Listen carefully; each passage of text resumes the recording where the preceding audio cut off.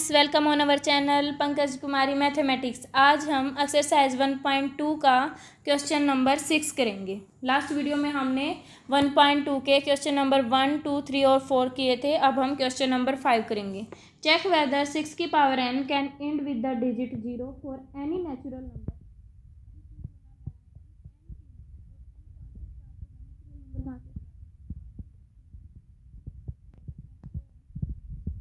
की जो यहाँ पे वैल्यू होगी या तो वो 1 हो सकती है, 2 हो सकती है, 3 या एंड सो ऑन इन्फिनिटी। ये वैल्यू हमने पुट करनी है और बोल रहा है क्या फिर इसका सॉल्यूशन 0 आ जाएगा।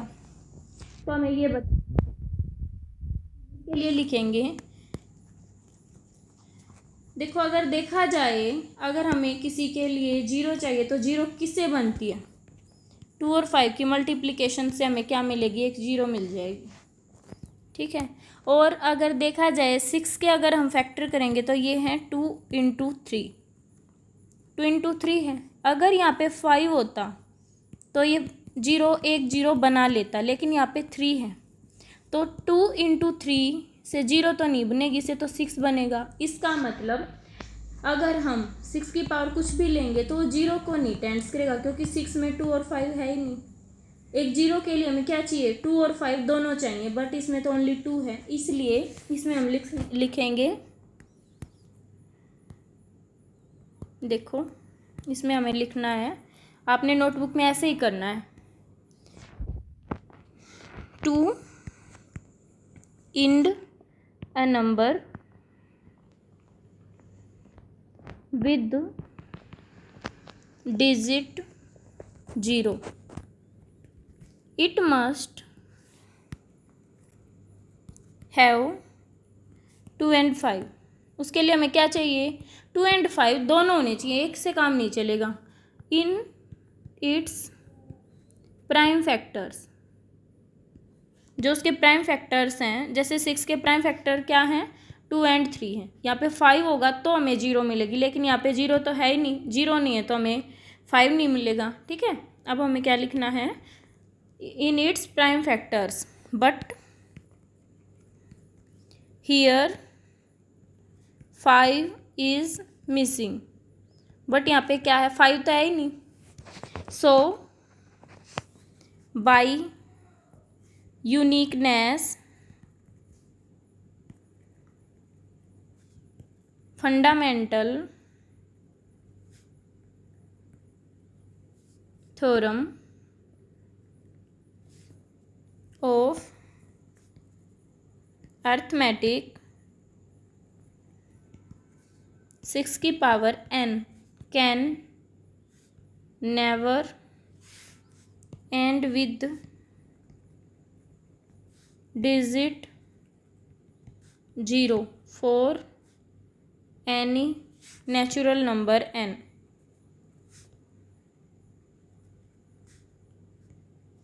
ठीक है, क्योंकि देखो हमें 5 और 2 से 0 मिलेगी, इसलिए हमें क्या कह रहे हैं यहाँ पे कि 5 मिस है, 5 की जगह 3 है, तो 3 से तो 0 बनेगी नहीं। इस प्रकार हमें अगर 6 की power n can and with digit 0 for any natural number, तो ये नहीं हो सकता।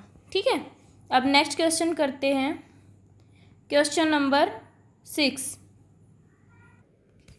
Explain why 7 × 11 × 13 + 13 and 7 × 6 × 5 × 4 × 3 × 2 × 1 + 5 are composite numbers. अब ये बोल रहा है कि जो ये दो गिवन नंबर हैं, एक्सप्लेन करो कि ये कंपोजिट नंबर क्यों है।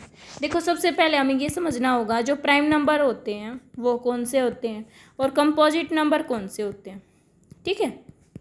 अब देखो, प्राइम नंबर वे होते हैं जो एक तो खुद से डिवाइड होंगे और एक 1 से, 1 एंड इटसेल्फ, इसके फैक्टर बस यही होंगे। ठीक है। और कंपोजिट नंबर वे हैं, इसके एग्जांपल क्या हुए प्राइम के? जैसे 2, 3, 5, 7, 11, 13, 17, 19 एंड सो ऑन। ठीक है। अब देखो, 3 बस खुद से ही होगा, 5 भी खुद से होगा, 11 का कोई भी फैक्टर नहीं है। बट कंपोजिट नंबर वे होते हैं जो खुद से भी होंगे, इटसेल्फ भी, 1 भी, और and another number which divides it completely, जिसे कम्प्लीटली डिवाइड करेगा, ठीक है। फॉर एग्जाम्पल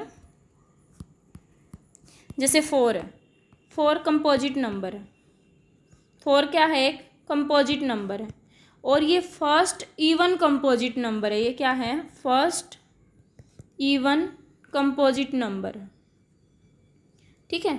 अब देखो 4 को हम 2 से कर सकते हैं, 1 से, और 4 खुद से है। इस प्रकार अगर इसमें ये नहीं होता ना तो ये 4 भी क्या हो जाता है, एक प्राइम नंबर हो जाता, बट 2 इसका एक कम्प्लीटली डिवाइड कर सकता है, इसलिए क्या हो गया, कंपोजिट नंबर। इसका मतलब कंपोजिट नंबर वे होते हैं जो खुद से और 1 से तो होते ही हैं, साथ में एक अनदर नंबर से भी वो डिवाइड हो जाते हैं। अब देखते हैं क्वेश्चन में बोल रहा है क्या 7 इंटू 11 इंटू 13 में अगर हम 13 ऐड कर दें तो क्या वो कंपोजिट नंबर हो जाएगा। अब देखते हैं, 7 इंटू 11 इंटू 13 प्लस 13, जो ये प्लस 13 है ना, इसका मतलब है कि ये इन सब में ऐड है, ठीक है। क्योंकि हम देखो अगर बोर्ड मास से करेंगे तो सबसे पहले हमें क्या करना होगा, मल्टीप्लिकेशन सोल्व करेंगे, तभी तो इसमें ये ऐड करेंगे। इसलिए इसमें से हम 13 कॉमन ले सकते हैं, क्योंकि 13 इसमें भी है और 13 इसमें भी। अब हमें इसमें से 13 कॉमन ले लिया तो ये क्या रह गया, 11 इंटू 1 प्लस 1, ठीक है। क्योंकि यहाँ से हमने क्या ले लिया, 13 ले लिया। अब क्या बच गया, 13 इंटू 7 इंटू 11, ओके। अब अगर हम देखें तो ये क्या हो गया, 13 इंटू 77 और प्लस 1 था, प्लस 1, ये आ गया 13 इंटू 78। अगर हम किसी नंबर के 2 टुकड़े कर दिए हमने, यहाँ पे 2 पेयर्स मिल गए, तो इसका मतलब जो 13 है इसमें से कॉमन आ रहा है, ये हो गया 13। 78 के क्या हो सकते हैं, 2, 3 और 13, ठीक है। इसका मतलब इसके इस नंबर के मोर देन 2 फैक्टर्स हो गए। देखो एक तो 2 हो गया, एक 3 हो गया और एक 13 हो गया। इसका मतलब ये क्या हो गया, कंपोजिट नंबर हो गया। कंपोजिट नंबर के लिए हमें क्या चाहिए था, एक तो खुद से होना चाहिए और उसके अनदर भी हो, किसी इसका कंप्लीटली डिवाइड होना चाहिए। अब देखो इसमें हम लिखेंगे as it has more than 2 factors, इसके मोर देन 2 फैक्टर्स हो गए, so it is a composite number. तो ये कौन सा नंबर हो गया, एक कंपोजिट नंबर हो गया। अब नेक्स्ट को देखते हैं, नेक्स्ट क्या कह रहा है, 7 की मल्टीप्लाई हो रही है 6, 5, 4, 3, 2, 1 और इसमें क्या ऐड हो रहा है, 5। अब देखो इसी प्रकार का ये है, इसमें क्या कर रखा है, 7 इंटू 6, 5, 4, 3, 2, 1 और इसमें प्लस 5 है। अब देखो इस प्रकार के क्वेश्चन को देखने के लिए हमें सबसे पहले ये देख लेना, देखो 13 ऐड हो रहा है और 13 मल्टीप्लिकेशन में भी है, इसका मतलब यहाँ से भी 13 कॉमन है और यहाँ से भी कॉमन है। अगर किसी चीज़ में से कुछ कॉमन आ जाता ना तो कंपोजिट नंबर हो जाएगा। आप देखो यहाँ पे 5 ऐड हो रहा है और यहाँ मल्टीप्लिकेशन में भी 5 है, इसका मतलब 5 कॉमन जरूर आएगा। अब देखो इस क्वेश्चन को करते हैं, मैं इसमें से 5 कॉमन ले लेती हूँ। 7 इंटू 6 तो 5 आगे चला गया, ये क्या हो गया, 1, 4, 3, 2, 1 और प्लस क्या हो जाएगा 1, इसमें से मैंने 5 ले लिया, ठीक है। अब अगर हम इसे सोल्व करेंगे तो ये हो गया 5 इंटू, अगर इसकी मल्टीप्लिकेशन करेंगे तो ये आ जाएगा 1008 और प्लस क्या है 1 और ये हो गया 5 इंटू 1009। अब देखो इसमें से नंबर में से क्या कॉमन आ रहा है, 5। अगर 5 कॉमन आ रहा है तो ये नंबर क्या हो गया, कंपोजिट। कोई भी नंबर अगर किसी नंबर में से कॉमन ही आ गया तो वो उस नंबर को क्या होगा, वो नंबर कंपोजिट नंबर होगा। एज, इसमें लिखेंगे हम as it has more than 2 factors, so it is a composite number, ठीक है। आप देखते ही ऐसे स्टेटमेंट को पहचान लोगे। देखो सबसे पहले ये देखना है कि एडिशन या सब्ट्रैक्शन में ये देखो कि वो चीज़ कॉमन आ जाए। सबसे पहले हमें ये देखना है कि वो चीज़ कॉमन आ जाएगी तो क्या हो जाएगा, फिर कंपोजिट नंबर हो जाएगा, ठीक है। अब करते हैं क्वेश्चन नंबर 7। क्वेश्चन नंबर 7 में कह रहा है there is a circular path, क्या है, एक सर्कुलर पाथ है around a sports field. Sonia takes 18 minutes to drive 1 round of the field while Ravi takes 12 minutes for the same. उसी रास्ते में रवि तो क्या ले रहा है 12 मिनट और सोनिया क्या ले रही है 18 minutes. Suppose they both start at the same point and at the same time. वो बोल रहे हैं कि वो एक ही पॉइंट से तो स्टार्ट कर रहे हैं और सेम टाइम है, same time and same point. ठीक है, अब ये इसी पॉइंट से करेंगे और एक ही टाइम में शुरू करेंगे and go in the same direction. और क्या होगी, डायरेक्शन भी सेम है, डायरेक्शन भी सेम है, टाइम भी सेम है और पॉइंट भी सेम है। After how many minutes will they meet again at the starting point.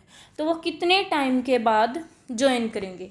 देखो, अगर आपसे इस टाइप के क्वेश्चंस पूछे जाते हैं तो हमें सबसे पहले इसमें क्या लेना होता है, अगर वो मीट कर रहे हैं एक टाइम के बाद, इसका मतलब टाइम बढ़ेगा। ठीक है, टाइम बढ़ेगा, इसका मतलब हमें इसमें क्या लेना होगा, इन दो नंबर्स का एलसीएम।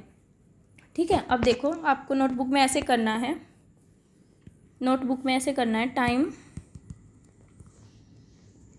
रवि टेक्स, रवि कितना टाइम लेता है, रवि टाइम लेता है 12 मिनट्स।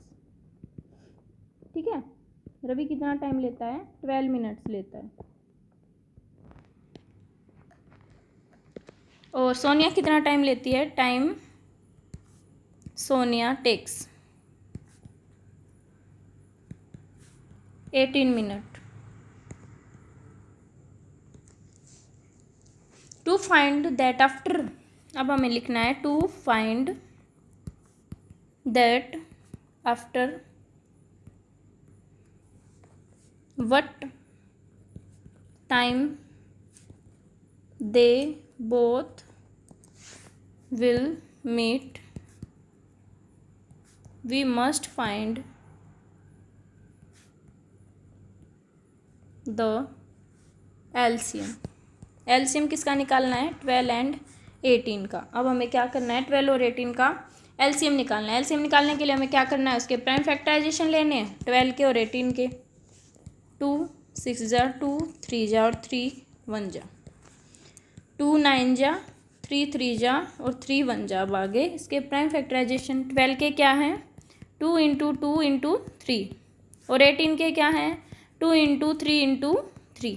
ठीक है, अब हमें इसमें से एलसीएम ले लेना। एलसीएम क्या होगा 2 इंटू 3 इंटू 2 इंटू 3। ठीक है, जो दोनों में कॉमन होगा, देखो 2 इंटू 2 और 3 इंटू 3, 2 2 3 और एक बार और 3। ठीक है, हमने ये ले लेना है। अब देखो, अब इसकी मल्टीप्लाई करते हैं तो क्या आएगा 36, ये इसका एलसीएम आ गया। तो इसका मतलब क्या हुआ, they will met at starting point again after 30 minutes. कितने मिनट के बाद दोबारा मिलेंगे, वे 30 मिनट्स के बाद वे दोबारा मिलेंगे। ठीक है, इस टाइप के क्वेश्चन में हमें हमेशा एलसीएम ही लेना है। ठीक है, 18 मिनट और 12 मिनट, 18 का और 12 का एलसीएम लेके हमें बता देना। जैसे 36 आ गया तो 36 मिनट पे वो क्या होंगे, दोबारा से मीट करेंगे। वीडियो अच्छी लगी हो तो लाइक शेयर और कमेंट जरूर करें and thanks watching my video.